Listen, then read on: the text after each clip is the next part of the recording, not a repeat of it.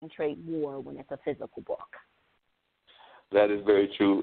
Please stay on the line because I'm going to bring in a couple of more guests and everything. But I must admit one thing about books, though, that I am ashamed of, but and sometimes the mystery just gets so good and you can't wait till the end. So, yes, I am one of those people that on occasion will jump to the end because I'm impatient. Okay, well, let me say this. So if you jump to the end of my book, you're going to be like, what the hell? You're going to be like, wait, no. I missed a whole lot of stuff. I need to go back. I do that. So, I've done that too. So I admit I have definitely done that. If I read a book by someone that I know has, the tendency to kill like my favorite characters and that kind of thing, I'll jump to the end not to know who the killer is because I can normally figure that out. I just want to make sure that all of my people, the people that I like in the book, all my characters make it out safe. I understand that clearly, but definitely tell the line. Dean, bring on our next guest, please. All right, give me 1 second. Are you enjoying the smoothest conversation in podcasting? Straight Talk with Dean and Mark. Hi, this is DJ Smooth Jazz, syndicated radio host and co-owner of Portfolio Group LLC, your smooth jazz lifestyle and entertainment group with offices in Durham, North Carolina. Portfolio Group LLC specializes in promoting the lifestyle of smooth jazz listeners with the promotion of smooth jazz events and the distribution of African American owned wines. For more information, portfoliogroup.llc.com, or you can swing by my secondary site, djsmoothjazz.com. Now back to Straight Talk with Dean and Mark. And we are back with Linda Cullen. She is on the line, Mark. Hey, Linda, Hi. I'm so glad to have you, Linda. I'm on the line right now with. I'm very glad that you have me on the show. No problem. Linda, in case you can't tell, has an accent. Linda is a singer from Ireland. And Linda, we've got on the line Robin, who is an author. She's actually out of Colorado. But Linda discovered a friend of mine, and I'm interested to find out how they discovered each other. The Internet can be such a wonderful thing, so I'm guessing that might be how they discovered each other, but I'm curious to find out. But a good friend of mine, Dave Philly, is a fellow DJ, but he is also a fellow event planner and a fellow, he is a music producer. I have yet to produce any musicians as of yet, even though I've thought about it. But they have done some work together, and Linda is out of Cork, Ireland. She is currently calling us from Durham, where she is in town, because a couple of days last week she came to the Hayti Heritage Center, the cultural arts center that I work at, and recorded with some of our local, I would call them folk and rock musicians, even though there were probably some other genres that they are part of as well. So, Linda, tell us a little bit about Cork, Ireland, and the music scene there, and also how you got involved with David in terms of producing this record. Because when you told me that... Yeah, it's a really long story. I'm just kidding. But luckily I've got loads of time, and I'm just good now. I won't take too long. But so first, Cork. I live in Cork. I'm from Wexford. So Wexford is on the east coast, and I grew up there. But I've been living in Cork for about 12 years. And there is a very, very vibrant music scene in Cork. It's the kind of place where there's live music, there's something on in most bars, in most clubs every night of the week. A lot of it is free. The musicians are paid by the bar, so it's free entrance. And of course then we'll have bigger concerts where you buy tickets and stuff like that. But the actual scene there is brilliant, and people are genuinely very helpful towards each other. And I find that here too. I've kind of noticed that a bit here too. So the first time I came here was last March.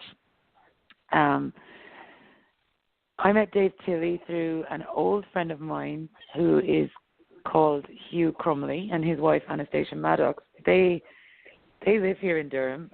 They both work at Duke, and they're both fantastic musicians. So I met them 15 years ago when we all lived in Seoul in South Korea. And they came to visit me in Ireland. We used to play music together all those years ago, and then they came to visit me in Ireland a few years back, and then they said, why don't you come visit us? And so when I came here in March, I did some small shows, and I met this amazing group of musicians that I just got on really well with, and I felt that we had a real connection. And I also met Dave Tilley, And as you know, he records, he kind of specializes in recording live. And I really, really wanted to make an album where I could record live. And he uses all these old vintage microphones and all his gears.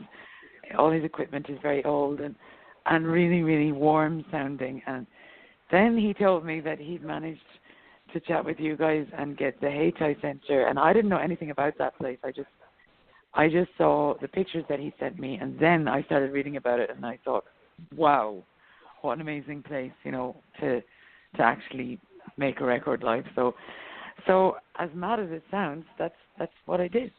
So I decided, yeah, I'm going to do this, and spoke to the guys, and I did a Kickstarter campaign to make that happen, and yeah, and now all the live recording is done, and now we're into kind of post-recording sort of production things, but most of it's been, all of it's been captured live in that amazing space. So I'm really very lucky. Sorry, that was a very long story, wasn't it? No, that's okay. We're definitely glad that you were able to use the Hayti space. A lot of people, when they come here, because it is an old church that was built in 1891, and it's still used as a church space by one of our tenants, but it's primarily a cultural arts center, and people are just loving that sound because of the acoustics in that room and everything. So I know Francis Marcellus is recording there. I believe Megaphone is recording there. So a lot of people have recorded in that space and definitely enjoy that kind of space. Now, Dean and Robin, y'all will get a big kick out of this story and everything. We just found out how Dave Kelly and Linda connected and everything. But as I was doing, and I oftentimes will do research for the show and I'll do some background stuff, I was looking on my Facebook account. I believe it was on either Wednesday, and I found out that Nina Freelon, we had Pierce on last week, that Nina Freelon, who is Pierce's mother and a well-known international jazz artist, was performing in, of all places, Cork, Ireland, because they have a jazz festival there that is very big. So while we were having, talk about cultural exchanges, while we were having Linda record an album in Durham, North Carolina at Hayti, Nina was flying to Cork to perform at their big-time jazz festival. Yeah. Wow. Yeah. Nice. It's crazy. Yeah, it's amazing. And then I love how the world works like that. It's brilliant. And then I sent her a message to say, I hope they're treating you well in Cork. And she said, let's try plan it better next time to be in the same place, But, yeah, that's pretty amazing. That's pretty cool.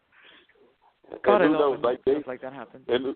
And like Dave said, maybe we can try to get it so that she can be there and y'all can record at the same time the next time that you're in the Durham area. But we were talking about education. We were talking about education, and I was just wondering, what is the education system like in terms of music education and cultural education in Ireland? Because we were talking about how it seems to have fallen off. We were talking about that with Robin earlier, how it seems to have fallen off. But I was wondering if, I know when I talk to other people from other countries, you all seem to have a better encouragement of the music scene and developing creativity. So you being from Ireland, I was wondering what your own education was like in terms of learning culture, and also whether you learned other forms of art. Because like I said, you are a singer and a musician, but I was wondering, did you do like Robin did and get involved in creative writing and drama and things of that nature when you were a youngster? Well, when I was young, I grew up in the countryside, so I was very lucky to have access to, I guess, it's a thing in Ireland in most small communities, and especially small towns and villages outside cities. You'll always have a group, a traditional music kind of circle where they will. They're called Kiltus, which is not English, obviously, but they, as kids, you can go to Kiltus groups and you can learn to play traditional instruments, or you can learn this not at great cost. So when we were kids, I didn't actually learn to play an instrument as a young kid, but I mean, I loved in my local area that we had Irish dancing, and it was kind of normal that everybody in the community, all the kids in the community would go to Irish dancing, and I liked that kind of cultural thing that we had. In school, we all learned strangely, and I've never really understood it, recorder. So I think I'd rather have learned tin whistle, which is a traditional Irish instrument, rather than recorder. But in my secondary school, I did study music, but funnily enough, it was a teacher who was not my music teacher, but he was a geography and Irish language teacher, and his name was Mr. Casey, and he used to do the extracurricular music activities, and you know, if there were any services coming up in the church or whatever, he would do the music, and he really inspired me to, you know, to get a guitar and to start trying to accompany myself singing. And I think that we're very lucky in Ireland to have such a rich musical tradition, you know, because so many people that I know sing and play guitar, and, you know, everybody has their thing that they can do musically, most people. Having said that, I think personally for a while, schools didn't really focus enough on creativity, but I see a great change in Ireland. In general, I see my nieces now going to school, and I see them, they have the chance to take, you know, dance classes or story writing, as they call it, and, you know, different kinds of things that, like, maybe we weren't so focused on creativity when we were kids at school, you know. But I think it's definitely changing for the better, for sure. Yeah. Sounds like it. Now, a couple of things. One, it's interesting that both you and Robin talked about the fact that you had teachers that inspired you when you were kids to get involved in your individual creative talent. So that's just an amazing coincidence that both of you had teachers, because I know the importance of teachers just in society in general is sometimes overlooked on a global level, and sometimes we forget the importance of teachers in our society. So it's great to hear both of you talk about teachers. Yeah. So that's just very amazing that both of you had that kind of connection and everything. Absolutely. Robin, just real quick. I don't know. Go ahead, Linda. Oh no, I was just gonna say I don't know. It's funny how, you know, I always find if something goes wrong, you know, in your school, that the parents are, you know, I mean, the first person that's looked towards is the teacher. You know, that it's the teacher's fault. But I think, as you said, like, we often overlook how the encouragement and kindness of a teacher, or simply just somebody really listening to you, you know, especially at that teenage age, you know, it's just so important because it can be so formative, and yet nobody kind of, yeah, I guess what I'm saying is I think we overlook that sometimes, how important that is, and they should be paid a hell of a lot more. Yes, I agree. Totally agree with that. Yeah, for sure. And Robin, have you ever thought about setting any sort of your stories in Ireland? Because, like I said, you're a mystery writer. I imagine most of your settings are actually in the United States. So have there actually been any of your stories that are involved anywhere overseas? No, but that's a great idea. Like, the moment you said it, I was like, that's interesting. Come stay at my house. For sure. And by the way, Linda, I played the recorder too. I loved the recorder when I was a kid. I mean, I know you said you had something else you would have rather played, but for me, that helped me to get interested in playing an actual flute, because for me, the recorder was similar to that. And so, well, it was actually more similar to a clarinet, but everyone played the clarinet, and I like to be different in everything. And so I'm like, I'm going to learn how to play the hardest instrument that's out there for me to choose from, and that definitely was the flute. That's amazing. And do you still play?